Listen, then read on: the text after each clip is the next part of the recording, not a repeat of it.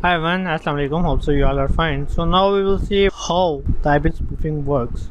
So basically, a user accesses the internet from his local computer, which has the IP address 192.168.0.5. When an IP spoofing attack occurs, this address is hidden and the user sends the packet indicating that the spoofed IP address is 192.168.0.6, which is an authorized IP address. These IP addresses are used to identify each computer in the network. In internet communication, the data is transferred in the form of packets.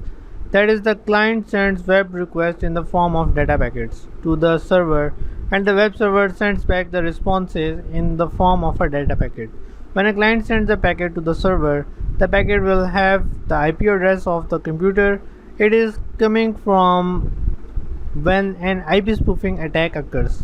This source details that IP address, which specifies the sender of the packet, is not actual but a bogus IP address which is permitted to access the website. This will make the server handle the request packet and it is coming from the permitted user.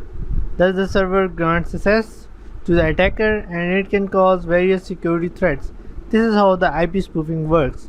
So, I hope you understand it, but really, the process of IP spoofing is. So, let's meet you in next lecture and hope for the best. And if you have any question, you can ask me, and inshallah, I will answer you as soon as possible. Thank you. Goodbye. Allah Hafiz.